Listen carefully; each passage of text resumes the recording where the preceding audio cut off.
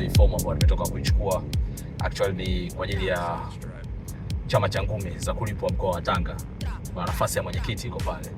Naitaka ile, unajua, afu nguvu, uwezo na juhudi ya kazi kila mmoja anajua. Ni swala tu la wajumbe wataamua nini.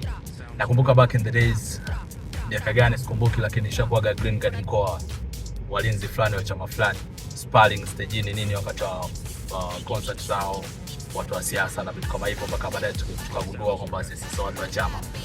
Pengine sio watu wa chama sana, kwa tukajitoa kama hivyo. So kwa nafasi ya mwenyekiti wa chama cha ngumi mkoa wa Tanga tunafanya, na mwanzo tulishakuwa mwenyekiti wa chama cha waigizaji wilaya ya Tanga, mambo yakaenda good.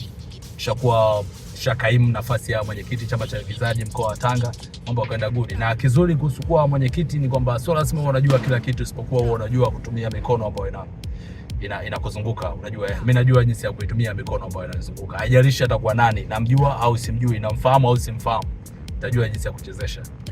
Kwa wadau wa ngumi wategemee kilichonyoka kutoka kwangu.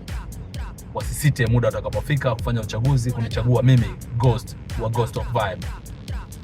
Najua wadau wa Ghost of Vibe wanaelewa kazi ninayofanya. Wadau wa ngumi haitakuwa ngumu, kwa sababu wale ni wale, kwa sababu Ghost of Vibe ni kuhusu maisha halisi.